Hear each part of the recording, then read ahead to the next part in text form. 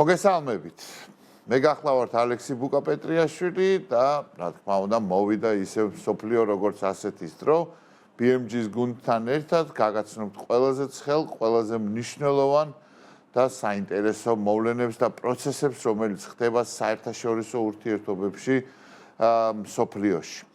სოფლიოში კი ნამდვილად ძალიან ბევრი რამ ხდება, ნამდვილად ძალიან სერიოზული პროცესები მიდის, გრძელდება რუსეთის ომი უკრაინაში, უკრაინელები ნამდვილად გმირულად იბრძვიან ამ ზამთარსაც, როგორც მოსალოდნელი იყო გმირულად გადაიტანენ და მიუხედავად იმისა, რომ რუსეთმა უწყვეტი, პრაქტიკულად უწყვეტ რეჟიმში ყოველდღიურად განახორციელა უამრავი თავდასხმა, როგორც მშვიდობიან მოქალაქეებზე, ისე უკრაინის ენერგოინფრასტრუქტურაზე, უკრაინელების გმირობის და მამაცობის ხარჯზე უკრაინა განაგრძობს როგორც ფრონტის ხაზზე, ისე ცხოვრებრივ ყოველდღიურობაში მედგრად ბრძოლას და წინააღმდეგობის გაწევას. უკრაინისთვის მხარდაჭერის გაწევა, მოჩენა უკრაინაში რუსეთის ომის დასრულება, რა თქმა უნდა, იყო ერთ-ერთი მთავარი თემა მიუნხენის უსაფრთხოების კონფერენციაზე, ტრადიციულ ყოველწლიურ კონფერენციაზე, რომელიც კრებს მთელი მსოფლიოდან ლიდერებს, წამყვან პოლიტიკოსებს, საგარეო საქმეთა თავდაცვის მინისტრებს, კონგრესმენებს, სენატორებს, პარლამენტარებს და ანალიტიკოსებს. წელევანდელი მიუნხენის უსაფრთხოების კონფერენციაც, რა თქმა უნდა, დატვირთული იყო ძალიან საინტერესო, ძალიან მნიშვნელოვანი გამოსვლებით და ამ გამოსვლების ძირითადი პათოსი და ისევე როგორც ლიანად უსაფრთხოების კონფერენციის, მიუნხენის უსაფრთხოების კონფერენციის ძირითადი პათოსი იყო როგორ მსოფლიოში ვცხოვრობთ, როგორ სწრაფად იცვლება სამყარო, მსოფლიო და როგორ მსოფლიოში ვცხოვრობ და როგორ მსოფლიოში მოგვიწევს მომავალ წლებში და პერიოდში ცხოვრება. საერთაშორისო დღის წესრიგზე, მსოფლიო წესრიგზე ძალიან ბევრი მნიშვნელოვანი განცხადებები კეთდებოდა და სწორედ ამ თემით და ამ საკითხით მინდა დავიწყო ჩვენს დღევანდელ სტუმართან, ჩემს კოლეგასთან, მეგობართან, ბაკურ კვაშილავასთან. ბაკურ კვაშილავა გახლავთ თავისუფლების მოედნის გენერალური მდივანი. ამ რანგის პირველად წარგადგენ საერთაშორისო ურთიერთობების პროფესორი, ძალიან გამოცდილი, სერიოზული მკვლევარი და ანალიტიკოსი საერთაშორისო ურთიერთობების და არა მხოლოდ. ბაკურ, მოგესალმები, მოხარული ვარ, რომ ხარ ჩვენი გადაცემის სტუმარი. დიდი მადლობა, მეც ბედნიერი ვარ, რომ ამ თემაზე მიწევს საუბარი, მით უმეტეს რომ ამ ბოლო დროს იშვიათია, როდესაც საერთაშორისო ურთიერთობებისთვის დრო მრჩება, გარდა აკადემიური თვალსაზრისით და იმ დროსაც ვეხებით ხოლმე აი ძირითად თეორიებს და მერე უკვე თქვა თანამედროვე მოვლენებს, აი ამ გადაცემამ საშუალება მომცა, რომ დავბრუნებოდი ამას. მოხარული ვარ, ძალიან მე მგონი რომ ყველაზე რელევანტური იყო ახლა სწორედ შენი მოწვევა ჩვენს გადაცემაში, იმიტომ რომ ძალიან ხმამაღალი ტრიბუნიდან უკაცრავად და ძალიან ხმამაღლა ისმის უკვე ეს განცხადებები სოფლიოში, რომ მანამდე დავოსის ფორუმზე და არა მხოლოდ ფორუმებზე, რომ სოფლიო იცვლება, სოფლიო შეიცვალა, სოფლიო ისეთი აღარ არის, როგორიც იყო და ვეღარ იქნება და აღარ იქნება. საუბარია ძალის მქონე ქვეყნების მიერ ამ სოფლიოს მართვაზე, თუ არსებული მსოფლიო წესრიგის ცვლილებაზე, მოდერნიზებაზე, რა თქმა უნდა, ყოველთვის საუბარი ეხება გაეროს დატვირთვას, გაეროს ფუნქციას. რასთან გვაქვს ბაკურ საქმე, როგორ ხდება ამ მსოფლიო წესრიგის ტრანსფორმაცია და როგორ კონტურებს იძენს ის? ძალიან ესეთი მნიშვნელოვანი საკითხია, რთული საკითხია. პირადად მე მგონია, რომ მსოფლიო არასწორი მიმართულებით მიდის სამწუხაროდ. და როცა ვამბობ არასწორი მიმართულებით მიდის, არასწორი მიმართულებით მიდის დემოკრატიული ქვეყნებისთვის, ლიბერალური ქვეყნებისთვის. თუმცა მეორეს მხრივ ამ ტრანსფორმაციაშიც გვაქვს იმის იმედი, რომ დემოკრატიული ქვეყნები უფრო ძლიერ როლს ითამაშებენ გარკვეული პერიოდის გასვლის შემდეგ. რასაც ვხედავთ არის ის, რომ აი როგორც ალექსანდრე ვენტი ამბობდა, პოლიტიკა, განსაკუთრებით კი საერთაშორისო პოლიტიკა ხდება ისეთი, როგორადაც მას სახელმწიფოები ქმნიან, ხო? აი ფაქტიურად ჩვენ ვხედავთ, რომ საერთაშორისო ურთიერთობები სწორედ ბოლო 5 წლის განმავლობაში ემსგავსება იმას, რაც რეალისტებს მიაჩნდათ, რომ საერთაშორისო ურთიერთობები უნდა ყოფილიყო.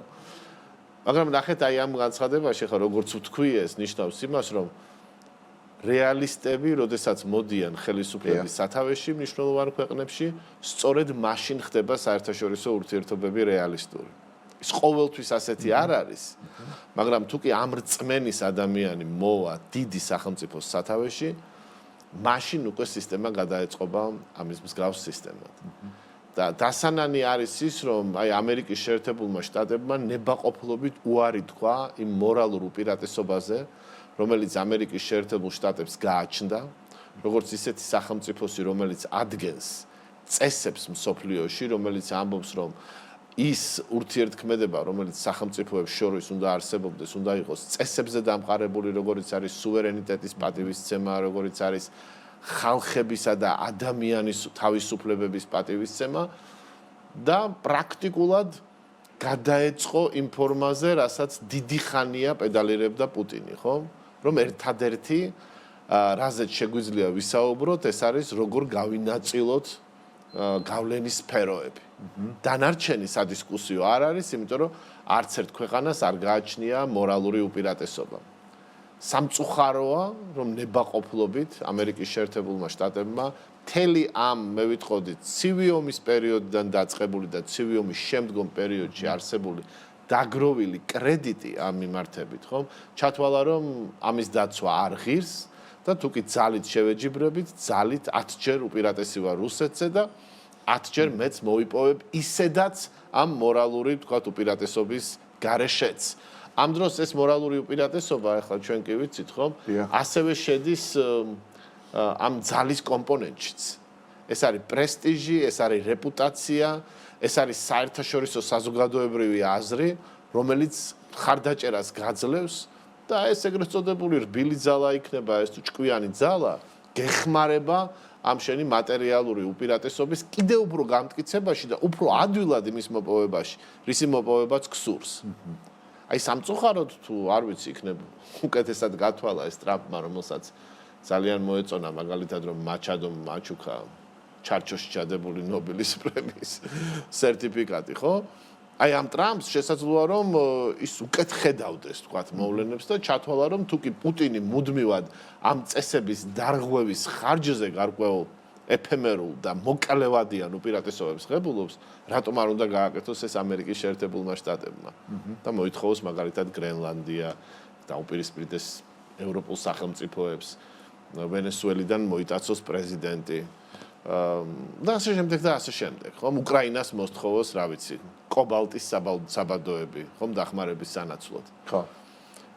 აი ეს რასაც ეძახიან ტრანზაქციული პოლიტიკა, შესაძლოა ყოფილიყო გამოსაფხიზლებელი მთელი მსოფლიოსთვის და მეორე მხრივ, ახლა ჩვენ მიუნხენის კონფერენციას თუ დაუბრუნდებით, ხომ? ნახავთ, რომ აი როგორც მერცმა თქვა, ხო, აი ძალიან მომეწონა ეს გამოთქმა, რომ ევროპა იყო შვებულებაში დიდი ხანია და დაბრუნდა შვებულებიდან. ანუ ჩვენ უნდა დავბრუნდეთ შვებულებიდან და ვითამაშოთ აი ისეთივე როლი უკვე მსოფლიო არენაზე, როგორც ვთამაშობდით როლს ეკონომიკური განხრით და როგორც ვთამაშობდით როლს როგორც შვიდობის შემქმნელი კოალიცია. ეხლა უნდა დავიცვათ, ასე ვთქვათ, საკუთარი თავი დამოუკიდებლად და გერმანია ამას რეალურად ჩაუდგება სათავეში. ოღონდ მარტო არა. ხო. აი ეს იყო რაც რა თქმა უნდა. მორალურ უპირატესობასთან დაკავშირებით შეიძლება შევთანხმდეთ, მაგრამ მორალური უპირატესობით რეალურად მსოფლიო წესრიგი დიდი ხანია, მხოლოდ მორალური უპირატესობით მსოფლიო წესრიგი დიდი ხანია დაირღვა და შეცვლილია და ყავდა ერთი გამორჩეული ხულიგანი, დამრღვევი, ვლადიმერ პუტინი, ხო? ამ მიმართულებით რეალურად გამოფხიზლებაზე საუბრობდა შვებულებიდან დაბრუნებაზე ამერიკის შეერთებულმა შტატებმა და დონალდ ტრამპმა კონკრეტულად შეიძლება მართლა ითქვას, რომ ამას ისტორიკოსები განსაზღვრავენ მომავალში, მაგრამ და შეაფასებენ და თვითონ განვითარებაც გვანახებს ალბათ მის სისწორეს თუ არა სისწორეს, მაგრამ დააბრუნა ევროპა შვებულებიდან, დააბრუნა გერმანია საუბრობს ყველაზე ძლიერი ჯარის ევროპაში ყველაზე ძლიერი ჯარის შექმნაზე გერმანია დიდი ბრიტანეთი და საფრანგეთი საუბრობენ ბირთვული ესე ვთქვათ ერთობლივი ბირთვული შეკავების ინსტრუმენტზე ხომ და ეს რეალ პოლიტიკა სინამდვილეში მადუროს უწყვეტი ესე ვთქვათ ეს სამბადა ყოფნა სათავეში რომელიც რეალურად უკიდურეს უბედურებამდე მიიყვანა თვითონ ვენესუელელი ხალხი და იყო რუსეთის საყრდენი, იყო ჰამასის, ჰეზბოლას, კუბის რეჟიმის საყრდენი, ხო? ახლა ჩვენ ხედავთ, რომ რეალურად სერიოზული ცვლილებები ხორციელდება და მიდის ისე, რომ რუსები განიცდიან ამას, რომ რუსული ნავთობკომპანიები ერთი ხელის მოსმით მოისროლეს ვენესუელის ნავთობის ბიზნესიდან რუსული ნავთობი აღარ არის ისეთი მოთხოვნადი და საერთოდ ვენესუელაში ვერ ყიდიან ამ თავის ნავთობს და ვენესუელის გავლით ვერ ყიდიან ამ თავის ნავთობს და ზოგადად შეიძლება ითქვას რომ აქ მოხდა ძალიან სერიოზული ინტერესების შებოჭვა და დაზიანება რუსეთის. ხომ არ შეიძლება ჩვენ ნახეთ მარკო რუბიოს ამერიკის სახელმწიფო მდივნის ძალიან ესეთი საინტერესო გამოსვლა განსხვავებული ტონალობით როგორც ამერიკის პრეზიდენტის ისე ვიცე-პრეზიდენტის გამოსვლა რომელიც იყო შარშან რომ აი ევროპის და ამოსულია ამერიკა ევროპა და ამერიკისთვის საერთო სახლია ევროპა და ისინი შეიძლება დასავლეთ ნახევარსფეროში კონდეთ სახლი, მაგრამ მათთვის მაინც შევა მშობლიურ სახლად ევროპა. ეს არის თუ არა საკმარისი იმისთვის რომ ვივარაუდოთ რომ ის შიში, საფრთხე, რომელიც თქვათ იყო რომ ტრანსატლანტიკური ურთიერთობები სერიოზულად აეზიანდა, დაირღვა და საფრთხე ექმნება ზოგადად ამ ტრანსატლანტიკურ მომავალს მოხსნილია დღის წესრიგით. იმედი უნდა ვიქონიოთ, რომ ესეა. მაგრამ აი როგორც მერცი ამბობდა თავის გამოსვლაში, რომელიც მანამდე იყო, ხო, ვიდრე რუბიო გამოვიდოდა, ამბობდა, რომ ჩვენ ყველანაირი სცენარისთვის მზად უნდა ვიყოთ, ამერიკა არასოდეს არ იქნება ჩვენი მოწინააღმდეგე, მაგრამ შეიძლება ჩვენი ინტერესების გატარება მოგვიწიოს ცალკე, ნატოს ალტერნატივა არ აქვს, მაგრამ ნატოში უნდა ჩამოყალიბდეს ძლიერი ევროპული გუნდი. ეს ძალიან მნიშვნელოვანია, იმიტომ რომ თქვენს რომ აი ჩვენ გავზრდით, მივიღეთ გადაწყვეტილება ბოლო სამიტზე, რომ ევროპული ქვეყნები 5%-მდე გაზრდიან თავდაცვის ხარჯებს, ხო? ესე იგი საუბარი იყო ადრე 2%-ზე და ახლა მიიღეს გადაწყვეტილება, რომ 5%-მდე გაიზარდოს ეს ხარჯები. ეს მნიშვნელოვნად გაზრდის დასავლეთის პოტენციალს, სამხედრო პოტენციალს ზოგადად მთელ სოფლიოში. ამიტომ არის რომ ეს ევროპა იღვიძებს, არის ძალიან კარგი მომენტი, მართლაც კარგი მოკლევადიანი შედეგები მოიტანა ტრამპის ასეთმა პოლიტიკამ. მთავარია რომ მართლა ისე განვითარდეს მოვლენები, როგორც ეს რუბიომ თქვა, იმიტომ რომ ვიცით რომ რუბიოს ყავს იქ გარკვეული მოწინააღმდეგეები. შესაძლოა ეს ერთი კოორდინირებული პოლიტიკა იყოს, რომ აი ერთის მხრივ შენ ყავს ჯეიდი ვანსი და მეორეს მხრივ ყავს რუბიო, რომელიც ნუ ერთი მკაცრად აკრიტიკებს ევროპას, მეც სითხოვს და აქ რუბიო, რომელიც ამბობს, რომ ჩვენი მეგობრობა ურყევია, ჩვენი ძირი მოდის ევროპიდან. სხვათა შორის ეს ეხმიანება კიდეც აი ამ ტრამპის იდეოლოგიას, ხო, რომელიც ხას უსვამს იმას, რომ ეს ვოუკიზმი არის გადამეტებული და ამერიკის კულტურა და ტრადიციები რეალურად ევროპიდან მოდის და ევროპით არის მისი იდენტობა შექმნილი და არა ვთქვათ, ну, რა ვიცი, კიდევ სხვა ელემენტებით, რომელსაც იყო ხომ დისკუსია. ხომ არ იყო მართლა ეს ვოუქიზმი გადამეტებული? ჩემი აზრით იყო, კი, აი პირდაპირ გითხრათ, მე ზოგადად ზომიერების მომხრე ვარ პოლიტიკაში და მიმაჩნია, რომ ნებისმიერ რადიკალიზმს მოსდევს კონტრრადიკალიზმი, ისეთი როგორც ტრამპის რადიკალიზმია დღეს და მხოლოდ ამის შემდეგ მყარდება გარკვეული ზომიერი შეხედულებები და ამას დრო სჭირდება, ხო?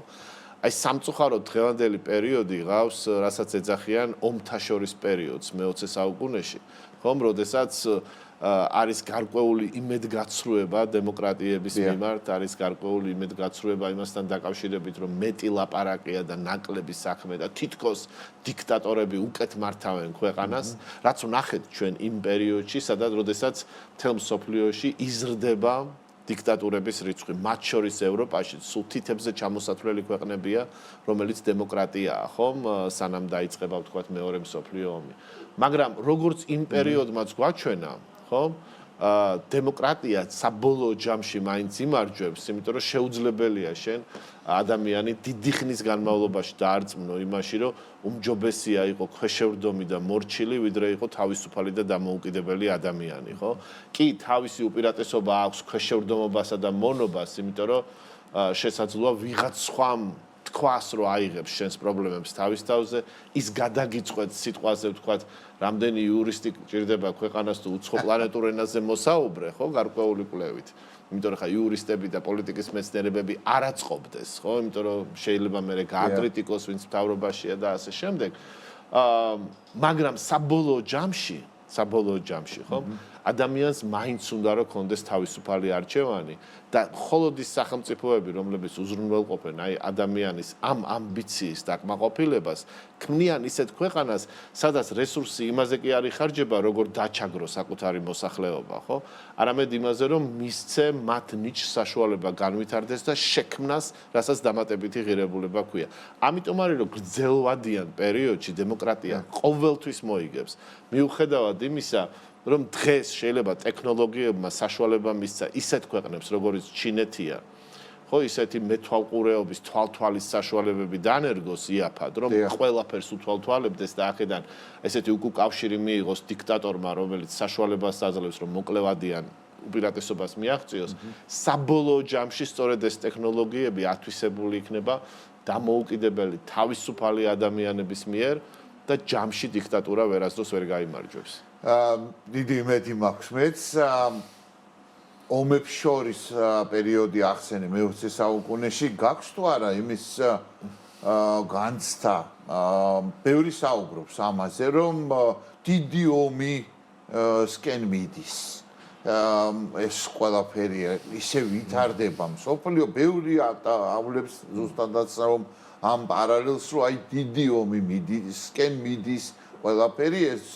შეიძლება იყოს საკმაოდ დაძაბული არის ვითარება იაპონიასა და ჩინეთს შორის ტაივანთან დაკავშირებით იაპონიის ძალიან ძლიერი ახალი პრემიერ-მინისტრის სანაე ტაკაიჩის პოზიციონირება ტაივანთან დაკავშირებით და კონტრრეაქციასთან დაკავშირებით ძალიან საინტერესოა ჩვენ ხედავთ რომ ყველაზე დიდი მსოფლიოში ყველაზე დიდი ავიამზიდი მეორე უკვე მიემართება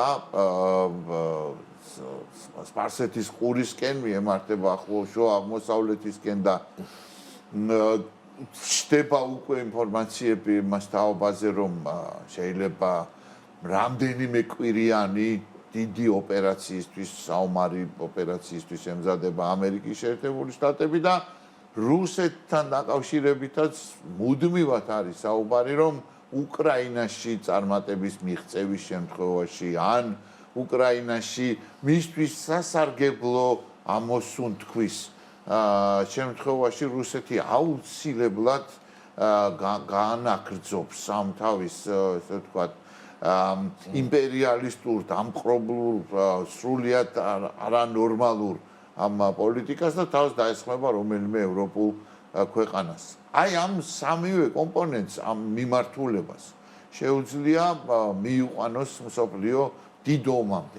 როგორ ფიქრობ შენ მიდის ეს ყველაფერი მართლაც მაგეთკენ? მე მგონია რომ ამის საშიშროება არსებობს. ახლა პროცენტულად რო ვთქვათ, ალბათ მაინც მცირე იქნება, სადღაც 20%-მდე, 10-დან 15%-მდე. გააჩნიათ ან რა ინტენსივობის ომზე შეიძლება იყოს საუბარი, ნებისმიერი ეს კონფლიქტი შეიძლება მოხდეს, ოღონდ მე მაინც ვთვლი რომ აი გლობალურ ომამდე ალბათ არ მივა, ალბათ იქნება რეგიონული ხასიათის დაპირისპირება, მათ შორის ვთქვათ ირანთან, შეუძლებელია რომ ამაში ჩაერთონ დიდი ქვეყნები, მით უმეტეს, როდესაც ჩვენ ვნახეთ, ვთქვათ რუსეთის განცხადება. ირანის პირველი, ასე ვთქვათ, სამხედრო ოპერაციის დროს, სადაც ისრაელი და ამერიკის შეერთებული შტატები ერთად მოქმედებდნენ, რუსეთმა პრაქტიკულად თქვა, რომ ირანი მისი მოკავშირე არ არის.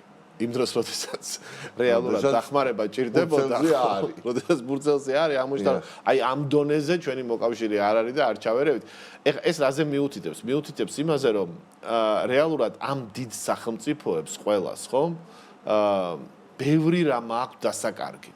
ვინაიდან ამათ ბევრი რამ აქვს დასაკარგი, არც ერთი არ არის მზად გლობალური ომისთვის. აი დაახლოებით ისეთი სიტუაციაა, რომ აი ვინც დაიწყებს ოპერაციას, ხო, მას აქვს უპირატესობა და დანარჩენები ცდილობენ, რომ აი პირდაპირ არ ჩაერიონ ამ კონფლიქტში. იგივე იყო თქვა ირანთან მიმართებაში, ვენესუელასთან მიმართებაში, ერთადერთი განმასხვავებელი ეს არის უკრაინა, იმიტომ რომ უკრაინა რეალურად უკვე აღქმულია როგორც ევროპის ნაწილი, ევროპის, მე ვიტყოდი, ცენტრალური ნაწილი. ევროპის მომავლისთვის განსაკუთრებული, ასე განსაკუთრებული მნიშვნელობის მქონე ქვეყანა და აქ რუსეთს მოუწია სერიოზული, ასე ვთქვათ, წინააღმდეგობის დაძლევა, რომელიც ვერ დაძლია და სხვათა შორის, აი პირველად აქ მე მგონი ეკონომიკური რეცესია ამ ომის განმავლობაში და ის ეგრეთ წოდებული ჩრდილოვანი ფლოტილია, რომელიც ნავთობს ყიდის, ხო, მიმდინარეობს მისი, ასე ვთქვათ, ექსპროპრიაცია რაღაც გეომეტრიული პროგრესიით, ხო, რომელიც ძალიან რთულ მდგომარეობაში აგდებს. მას მიუხედავად იმ სამხედრო წარმატებებისა, რომელიც ასე თუ ისე ქონდა, მაგრამ რომელიც რამდენიმე მიკროდონეზე, რამდენიმე კვადრატულ კილომეტრში, რომელიც გამოიხატება. ამიტომ მე ვიტყოდი, რომ მიუხედავად იმისა, რომ აი ეს ძალის დაპირისპირება, ძალის ძალაზე შეჯახება გვაქვს ამ სოფლიოში, ეს უბრალოდ იმაზე მიუთითებს, რომ წესრიგში წესები შეიცვალა და იცვლება და სახელმწიფოები ცდილობენ, რომ ამას მოერგონ და ერგებიან აი მე-20 საუკუნის დასაწყისის, მე ვიტყოდი, პოზიციონირებით. ამის მიუხედავად დიდ სახელმწიფოებს იმდენად აწყობთ სტატუს კვო და იმდენად არ უღირთ არსებული უპირატესობის და მიღწევების დაკარგვა, რომ რთული იქნება მათი მხრიდან რისკზე წასვლა. თუმცა ბევრი იქნება ისეთი ნაბიჯები, რომელიც ვითომ მიუთითებს, რომ ყველაფერზე წამსვლელები არიან. ეს არის კიდეც საერთაშორისო პოლიტიკა. ბოლო შეკითხვა ამ მსოფლიო წესრიგთან დაკავშირებით გაჩნდა საუბარი, რომ მრავალპოლუსიანი გახდა მსოფლიო. მე მაინც ვფიქრობ, რომ საქმე მიდის ორპოლუსიანისკენ, სადაც საერთოდ არ არის რუსეთი. ამ პოლუსის თავში ერთი არის ამერიკის შეერთებული შტატები და მეორე ჩინეთი. ას ჩამოყალიბდება თუ არა მართლაც ასე ზუსტად ეს ორპოლუსიანად უახლოეს პერიოდში, ხო? ეს არის ეკონომიკური, სამხედრო სიძლიერის, პოლიტიკური გავლენის გათვალისწინებით. მიდის თუ არა საქმე ამ ორპოლუსიანი სოფლიოს ჩამოყალიბებამ? შესაძლოა, არ გამოურიცხავ.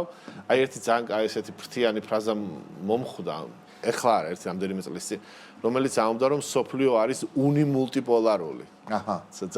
არ მახსოვს რომელმა მეცნიერმა თქვა, მაგრამ ესე საინტერესოდ აღწერს ამ მოვლენას.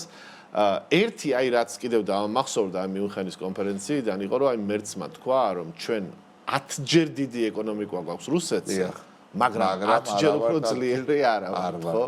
შეიძლება რომ სამხედრო თვალსაზრისით საერთოდ არც კი იყოს, ხო? შეიძლება აი თანაბარი იყოს დღეს ევროპა რუსეთთან მიმართებაში და თქვა რომ რეალურად ეს 10-ჯერ დიდი უპირატესობა უნდა გადაიზარდოს სამხედრო უპირატესობაშიც უახლოეს მომავალში.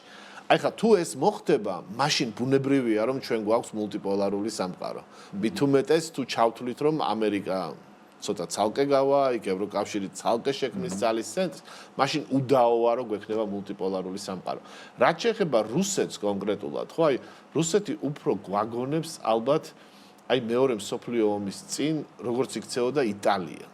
აი სურდა რომ ყოფილიყო დიდი სახელმწიფო, იქცეოდა ისე როგორც დიდი სახელმწიფო, დებდა უზარმაზარ რესურსს ამაში რომ ყოფილიყო ისეთი როგორც მისი დიდი მოკავშირე გერმანია, მაგრამ საბოლოო ჯამში არ იყო დიდი სახელმწიფო, იმიტომ რომ არ ქონდა ის რესურსი რომელსაც აქვს.